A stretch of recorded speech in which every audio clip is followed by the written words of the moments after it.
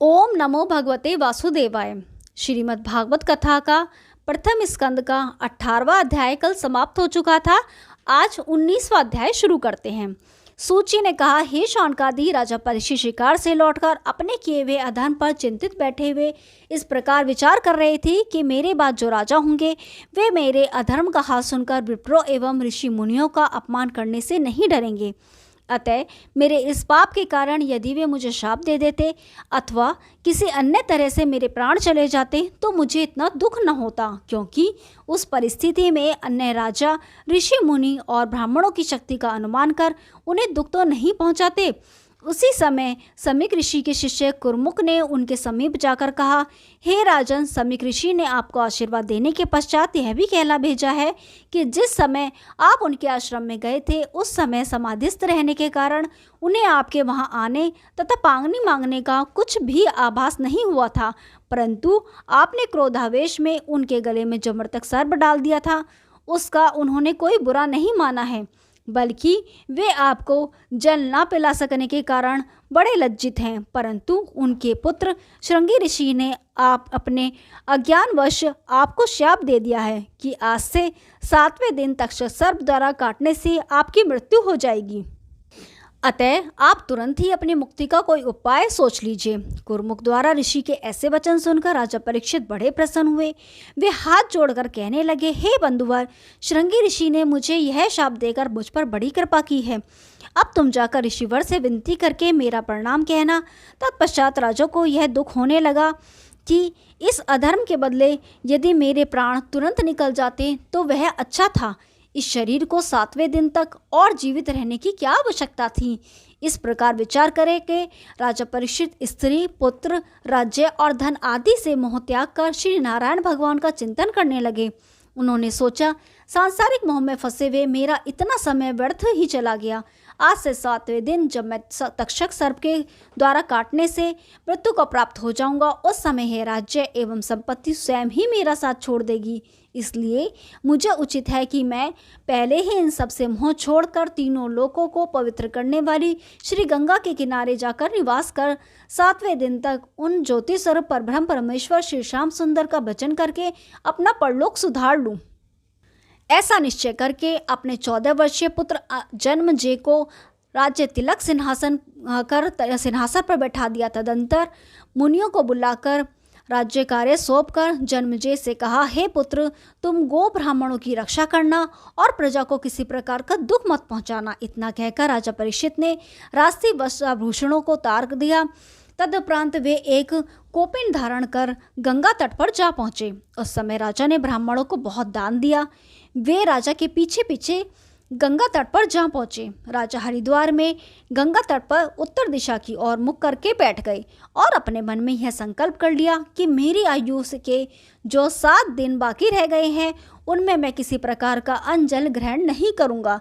राजा का यह समाचार जिसने भी सुना वह अति दुखी हुआ। इधर राजा परीक्षित भगवान श्री श्याम सुंदर के चरणाविंदों का ध्यान कर अपने हृदय में विचार करने लगे कि ये 7 दिन यदि सत्संग में व्यतीत हों तो बहुत अच्छा था। राजा के शाप का हाल सुनकर ऋषि मुनि भी अत्यंत उदास हो गए थे। उनमें से अत्रि, वशिष्ठ, च्यवन, अत्रिष्टेमी, भृंगु, अंगिरा, पराशर, परशुराम, मेधा, तिथि, देवल, पिलपलायन, भरद्वाज, गौतम, मैत्रेय, अगस्त्य, वेदव्यास, विश्वामित्र, कात्यायन, वामदेव तथा जगनी आदि अनेक ऋषि और महात्मा गण राजा परीक्षित को धर्मात्मा समझकर उनसे भेंट करने के लिए गंगा किनारे पर आ पहुंचे। राजा ने उन्हें देखते ही दंडवत किया, पाद अर्घ आदि से सबका विधिवत पूजन कर आसन पर बैठाया। तदंतर राजा ने हाथ जोड़कर उनसे प्रार्थना की, हे महाराज, आप लोगों में से यदि किसी एक महात्मा के दर्शन प्राप्त हो जाए तो प्राणी मुक्त हो जाता है। मेरा अहोभाग्य है जो आप सब ने कृपा कर मुझे मृत्यु से पूर्व अपना दर्शन देकर कृतार्थ किया है। हे प्रभो, जिस प्रकार आप सब पधारे हैं उसी प्रकार दया करके 7 दिन तक यहाँ और ठहरिए। आप लोगों के यहाँ रहने से मेरा मन संसारी मोह माया से और नहीं जाएगा और आप लोगों का सत्संग पाकर 8 पहर प्रभु चर्चा में ही बीतेंगे। आप लोग निष्काम भाव से मेरा भला सोचकर ही यहाँ पधारे हैं, अतः आप लोग मुझे कोई ऐसा उपाय भी बतलाइए जिससे मैं इन 7 दिनों के भीतर आवागमन से छूट जाऊं। राजा परीक्षित की बात सुनकर उनमें से एक ऋषि ने कहा, हे राजन, तीर्थ स्थान का बहुत पुण्य कहा गया है, अतः तुम वही करो। दूसरे ऋषि ने कहा, तुम यज्ञ करो, उससे तुम्हारे संपूर्ण पाप नष्ट हो जाएंगे। तीसरे ने कहा, तुम ब्राह्मण को धन दान करो, दान से अधिक धर्म कोई नहीं है। चौथे ऋषि बोले, देवताओं का पूजन तथा मंत्र जप करने से संपूर्ण पाप दूर हो जाते हैं, अतः तुम्हारे लिए वह श्रेष्ठकर है। इस प्रकार सभी ऋषियों ने अपनी अपनी बुद्धि के अनुसार राजा को बहुत सारे उपाय बताए, परंतु किसी की बात सर्वोत्तम न ठहरी। उस समय राजा परीक्षित ने हाथ जोड़कर इस प्रकार प्रार्थना की, हे ऋषिवरों, आप लोगों ने जो उपाय बतलाए हैं वे सभी श्रेष्ठ हैं, परंतु इनके लिए समय की आवश्यकता है। मेरी मृत्यु में केवल 7 दिन ही शेष रह गए हैं, अतः आप लोग कोई ऐसा उपाय बतलाइए जो 1 सप्ताह में ही संपन्न हो सके। राजा की यह बात सुनकर सब ऋषि मुनि आपस में विचार करने लगे। इतनी कथा सुनाकर सूत जी बोले, हे शौनकादि ऋषियों, राजा परीक्षित के शाप का समाचार सुनकर जब देवर्षि नारद उनसे भेंट करने के लिए गंगा तट पर आ रहे थे, उस समय मार्ग में उनकी भेंट श्री सुखदेव जी से हो गई। श्री सुखदेव जी ने उन्हें देखकर पूछा, हे नारद जी, आप इस समय शीघ्रतापूर्वक कहाँ चले जा रहे हो? तब नारद जी ने उन्हें राजा परीक्षित के शाप का सारा हाल सुनाते हुए कहा, हे महात्मन, वे राजा को मुक्त होने के लिए तप, दान और धर्म काटने की बात सुनाएंगे, परंतु राजा परीक्षित इन थोड़े दिनों में किसी कार्य को भी संपन्न नहीं कर पाएंगे। इसलिए आप कृपा कर राजा परीक्षित के पास चलिए और उन्हें श्रीमद् भागवत का सप्ताह पारायण सुनाकर भव सागर से पार करा दीजिए। नारद जी की बात सुनकर श्री सुखदेव जी ने राजा के पास जाना स्वीकार नहीं किया। तब नारद जी बोले, हे सुखदेव जी, मार्ग में आते समय मैंने एक दृश्य देखा है कि नेत्रों वाला एक मनुष्य कुएं के समीप बैठा था। उसी समय एक अंधा आदमी उस स्थान पर आया और कुएं में गिरकर मर गया। उस आंख वाले आदमी ने उसे कुएं की ओर जाने से नहीं रोका। अतः जब यह समाचार उस देश के राजा ने सुना तो उसने आंख वाले मनुष्य को बहुत दंड दिया, क्योंकि उसने उस नेत्रहीन आदमी को कुएं की ओर जाने से नहीं रोका। आप कृपा कर यह बतलाइए, उस आंख वाले ने अनुचित किया था या नहीं? सुखदेव जी ने उत्तर दिया, हे नारद, उस आंख वाले ने निश्चय ही बड़ा अधर्म किया था। जो उसने नेत्रहीन आदमी को कुएं की ओर जाने से नहीं रोका, उसको कुएं में गिर जाने दिया। सुखदेव जी के मुख से ये वचन सुनकर नारद जी ने कहा, हे सुखदेव जी, राजा परीक्षित अपनी मुक्ति का उपाय नहीं जानता है। ऐसे हालात में यदि आप उसे मार्ग नहीं दिखलाएंगे तो उसे नरक में जाने का पाप आपको लगेगा। श्री नारद जी की यह बात सुनकर श्री सुखदेव जी ने राजा के पास जाना स्वीकार कर लिया और बोले, हे नारद जी, आपके विचारों अनुसार अब मैं चलने के लिए उपस्थित हूँ। आप तब तक चले, मैं भी आपके पीछे आ रहा हूँ। यह सुनकर नारद जी प्रसन्न हो श्री सुखदेव जी से विदा मांगकर राजा परीक्षित के पास चल दिए। सूत जी ने कहा, हे ऋषियों, जिस समय संपूर्ण ऋषि मुनि राजा परीक्षित के लिए 7 दिन के भीतर प्राप्त होने वाली मुक्ति का उपाय सोच रहे थे, उसी समय 15 वर्ष की आयु वाले परम तेजस्वी परमहंस श्री सुखदेव जी राजा परीक्षित के पास दर्शन के लिए पधारे। उस समय राजा परीक्षित के मन में यह संदेह उत्पन्न हुआ कि इन वयोवृद्ध ऋषियों के बीच महाराज सुखदेव जी सबसे कम उम्र के हैं। तब यह क्या कारण है जो सभी ऋषि मुनियों ने इन्हें अत्यंत आदरपूर्वक सबसे ऊंचे स्थान पर बिठाया है? हाँ, इसके तेज से तो अवश्य ऐसा मालूम होता है कि ये गुणों में सबसे अधिक है। ऐसा मन ही मन विचार कर राजा परीक्षित ने श्री सुखदेव जी महाराज को दंडवत किया। तदुपरांत हाथ जोड़कर बड़ी विनम्रता से बोले, हे कृपा सिंधु, इस समय जबकि मैं इस गंगा तट पर आया हूँ, तब आपने बड़ी कृपा करके मुझे अपना दर्शन दिया है। यह मेरे अहोभाग्य से ही हुआ है, अतः आप मेरे परलोक सुधारने का अति उत्तम उपाय बतलाने का कष्ट करें। ओम नमो भगवते वासुदेवाय। प्रथम स्कंद समाप्त हुआ। अब द्वितीय स्कंद का प्रथम अध्याय शुरू करते हैं। इस प्रकार राजा परीक्षित की अनुनय विनय से बड़े प्रसन्न होकर श्री सुखदेव जी बोले, हे राजन, तुमने जो यह प्रश्न किया है कि मनुष्य को अंत समय आने पर अपने उद्धार के लिए क्या प्रयत्न करना चाहिए, यह प्रश्न बहुत ही उत्तम है। हे राजा परीक्षित, जो मनुष्य अज्ञान में डूबा हुआ श्री नारायण भगवान की महिमा को जानकर संसार के विषय आदि भोगों में लिप्त रहते हुए अपने जन्म को व्यर्थ ही व्यतीत कर देता है, उसे समस्त दुखों का अधिकारी जानना चाहिए। जो लोग विषयों की इच्छा रखते हैं उनको भी कोई दुख सुख नहीं मिला है, जो लोग अपने जीवन को रात में स्त्री भोग एवं दिन में धनोपार्जन करने में बिता देते हैं और जिनको सांसारिक कामों में कभी भी अवकाश नहीं मिलता, उन्हें चाहिए कि वे किसी भी समय थोड़ा सा श्री हरि भजन करके अपनी मुक्ति का साधन कर लें। हे परीक्षित, तुमने भरतखंड में जन्म लिया है। जो मनुष्य इस भरतखंड में रहकर पर ब्रह्म परमात्मा का भजन तथा स्मरण करके वैकुंठ का सुख प्राप्त कर लेते हैं, उन्हीं का संसार में जन्म लेना सफल है।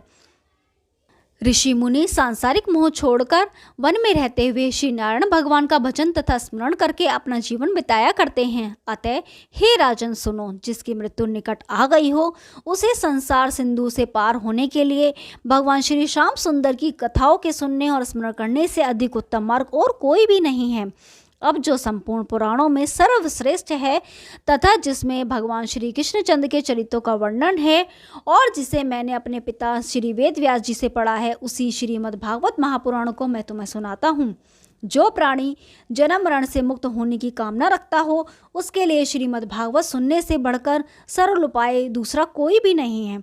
इस श्रीमद् भागवत के सुनने से, समस्त शास्त्रों के सुनने से जो पुण्य मिलता है, इससे सबसे अधिक वेदों का तत्व जानना चाहिए। श्रीमद् भागवत के सुनने से परमेश्वर के चरणों में प्रीति उत्पन्न होती है। जो मनुष्य स्त्री पुत्र आदि के मुंह में पड़ा रहता है, वह यदि नित्य प्रति श्रीमद् भागवत की कथा सुनता रहे तो उसका मन विरक्त होकर भगवत भजन में लग जाता है और वह सहज ही भवसागर से पार हो जाता है। जिस जगह पर श्रीमद् भागवत की कथा होती है, उस जगह संपूर्ण तीर्थ एवं देवता कथा सुनने को आ जाते हैं। इस कथा के श्रवण करने से जन्म जन्मांतरों के पाप नष्ट हो जाते हैं। अतः हे राजन, तुम भी इस कथा के श्रवण करने से मोक्ष को प्राप्त हो जाओगे।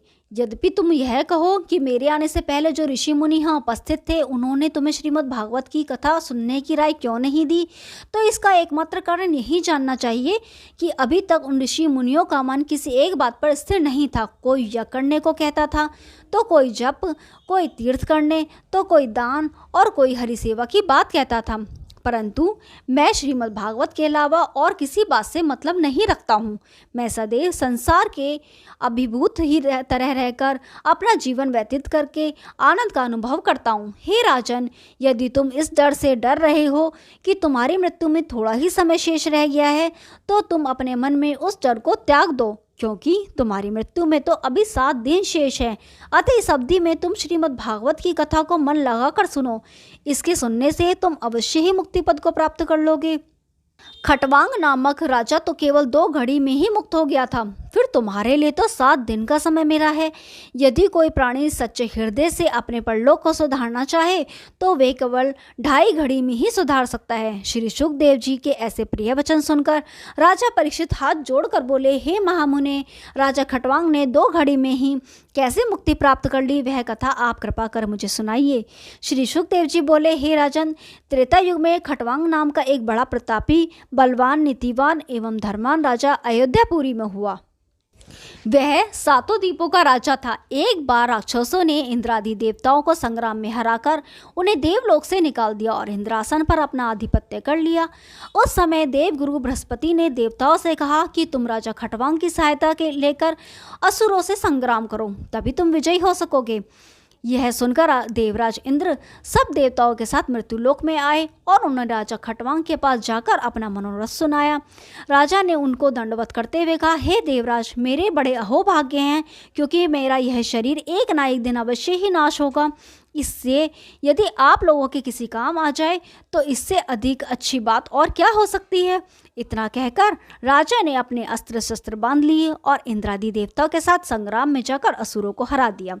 जब देवताओं ने युद्ध करके विजय पूर्वक इंद्रासन पुनः प्राप्त कर लिया, तब वे निडर होकर देवलोक का राज्य करने लगे। जब राजा ने उनसे विदा मांगी तो उस समय देवराज इंद्र ने प्रसन्न होते हुए कहा, हे राजन, हम आपसे बहुत प्रसन्न हैं, आप हमसे कुछ वरदान मांग लीजिए। देवेंद्र की यह बात सुनकर राजा खटवांग ने हृदय में सोचा कि मैंने देवताओं की सहायता करके हारा हुआ राज्य पुनः वापस दिलाया है, फिर मैं ऐसी स्थिति में इनसे क्या मांगूं। तब राजा के मन की बात जानकर देवराज ने कहा, हे राजन, देवताओं को भूत और भविष्यकाल की सब बातें मालूम रहती हैं। हम लोग असुरों के उपद्रव से भयभीत थे, इसलिए हमने आपसे सहायता मांगी थी। अतः आप ही इस उपकार के बदले में हमसे कुछ मांग लीजिए। यह सुनकर राजा खटवांग ने अपनी वृद्धावस्था पर विचार कर देवताओं से कहा, अच्छा, आप मुझे यह बताने की कृपा करें कि मेरी आयु अभी कितनी शेष रह गई है, इसके बाद मैं वरदान मांग लूंगा। तब देवराज इंद्र ने विचार करके उत्तर दिया, हे राजन, आपकी आयु अब केवल 4 घड़ी शेष रह गई है। यह सुनते ही राजा ने देवताओं से कहा, अब तो मैं आपसे यही वरदान मांगता हूँ कि आप मुझे इसी क्षण अयोध्या में पहुंचा दें। मेरी मृत्यु का समय निकट आ पहुंचाए, अतः मैं वहां जाकर ऐसा कार्य करूंगा जिससे पुनर्जन्म से छूटकर भवसागर को पार हो जाऊं।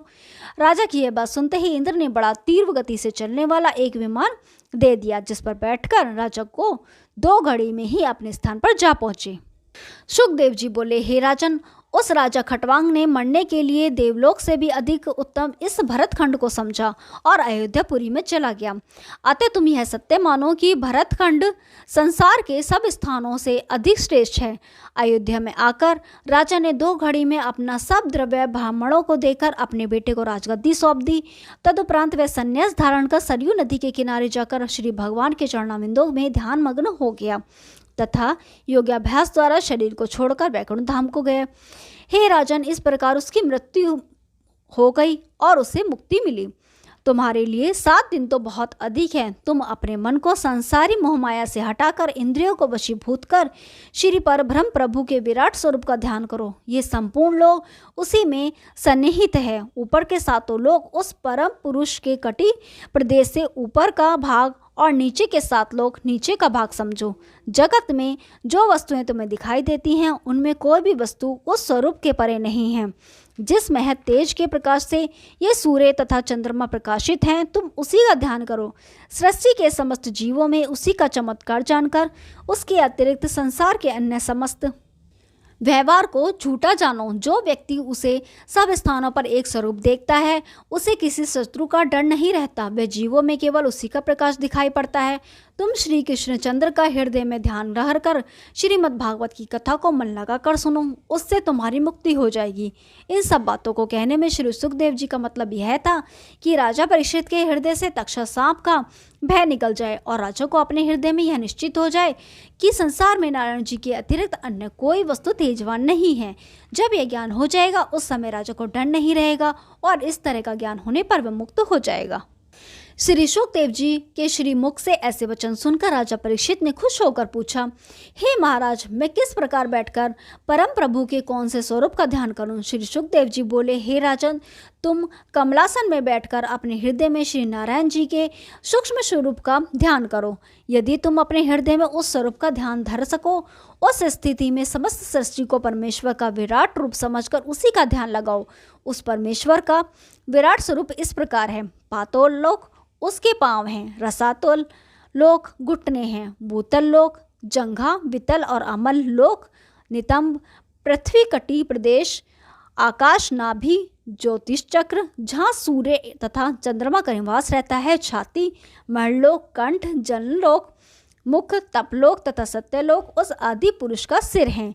इंद्रादि देवताओं उनकी भुजाएं, 10 दिशाएं कान है, अश्वनी कुमार नाक है, संपूर्ण सुगंधियां नाक के छिद्र, अग्नि ही मुख है, आकाश नेत्रों के गड्ढे हैं, सूर्य जिनकी आँख है, दिन रात जिनके पलक भंजन है, जिनका जल ही पाँव है, संपूर्ण जगत का रसास्वादन जिह्वा, यमराज दांत, लज्जा ऊपर का होठ, लाल नीचे का होठ, धर्म जिनकी छाती, अधर्म जिनकी पीठ है, संपूर्ण वृक्ष शरीर की रोमावली है, बादल सिर के बाल, नदियाँ शरीर की नसें, पर्वत शरीर की हड्डी, समुद्र पैर, पवन श्वास, चंद्रमा मन, वर्षा का जल वीर्य और प्रातः तथा संध्या काल उस परमेश्वर के व्रस्त हैं। प्रभु के उस विराट स्वरूप से बुद्धि द्वारा मनुष्य, घोड़ा, गधा, खच्चर तथा ऊंट, नाभि से हिरण आदि पशु, जंघा से पक्षी आदि, जिह्वा से गंधर्व, विद्याधर, चारण तथा अप्सराएं, स्वर से भेड़िया आदि तथा पांव की एड़ी से यज्ञादि कर्म उत्पन्न हुए हैं। प्रभु का इस प्रकार का जो विराट रूप है, पहले तुम उसी का ध्यान करो। ओम नमो भगवते वासुदेवाय। प्रथम अध्याय समाप्त हुआ। अब दूसरा अध्याय। श्री सुखदेव जी बोले, हे राजन, परमेश्वर का ध्यान करने के लिए सर्वप्रथम मार्ग यही विराट रूप है। जब मन मोह से विरक्त हो जाता है तब भी वह भगवान के चरणारविंदों में लगता है। जो मनुष्य परब्रह्म परमेश्वर के भजन और ध्यान से विमुक्त रहते हैं उन्हें वेद तरंगिणी नदी तथा नरक के कष्टों का अवश्य भोग करना पड़ता है। जो मनुष्य संसारी मोह माया छोड़कर प्रभु का स्मरण करते हैं उन्हें किसी गृहस्थ के घर भोजन अथवा वस्त्र मांगने के लिए जाने की आवश्यकता नहीं रहती है। हे राजन, जो प्राणी मानव जन्म लेकर भी भगवत भजन करके अपनी मुक्ति का साधन नहीं करता उसे पुनः 84 लाख योनि में जाना पड़ता है। जो प्राणी मनुष्य देह पाकर अपने जीवन को खेल कूद तथा सांसारिक मायाजाल में बिता देता है और जगत पिता परमात्मा को नहीं पहचान पाता, उसकी वही दशा जाननी चाहिए जैसे कोई वस्तु ऊंचे पहाड़ से चढ़ने से पूर्व ही नीचे गिरने पर होती है। जो प्राणी मानव देह पाकर भी अपने जन्म को नहीं संभालता है उसे पहाड़ की शिखर से नीचे गिरा हुआ जानना चाहिए। ऐसा मनुष्य पुण्य 84 लाख योनियों में फिर से उस चोटी के निकट पहुंच सकता है। जिसने अपना जीवन व्यथा ही नष्ट कर दिया वह मनुष्य मरने के पश्चात पछताता है, परंतु उस समय पश्चाताप करने के लिए कुछ नहीं चलता है। अतः प्राणी के लिए उचित है कि वह अपने जीवन का समय नित्य प्रति घटता हुआ जाने। जो दिन निकल चुका है वह फिर वापस नहीं आता है, इसलिए प्राणी को सदैव इस बात का ध्यान रखते हुए एक पल भी उन परब्रह्म परमेश्वर को नहीं भूलना चाहिए। जिस प्राणी ने मानव शरीर पाकर भी भगवत भजन नहीं किया वह मनुष्य पशु के सदृश है। जिस तरह बैल एवं ऊंट दिन भर बोझा ढोते रहते हैं और एक समय जो भी दाना पानी मिल जाए उसी को खाकर प्रसन्न रहते हुए वे यह नहीं समझते हैं कि किधर सूर्य नारायण उदय होते हैं और किधर छिपते हैं। यही दशा हरि वचन से विमुख मनुष्य को ही जाननी चाहिए। हे राजन, यद्यपि उन परब्रह्म परमेश्वर का थोड़ा सा भी स्मरण कर लिया जाए तो वे उसी से ही प्रसन्न होकर मुक्ति देते हैं। अर्जुन से भगवान श्री कृष्णचंद्र ने गीता में यह कहा है कि मनुष्य 4 समय में मेरा ध्यान अवश्य करते हैं। जब मनुष्य रोग से पीड़ित होकर कष्ट पाता है, जिस वक्त मुझसे मिलने की अभिलाषा होती है, जब किसी का कोई कार्य अटक जाता है और उसे किसी वस्तु के पाने की इच्छा होती है, जब कोई मुझे पहचान कर मेरे भेद को जान जाता है।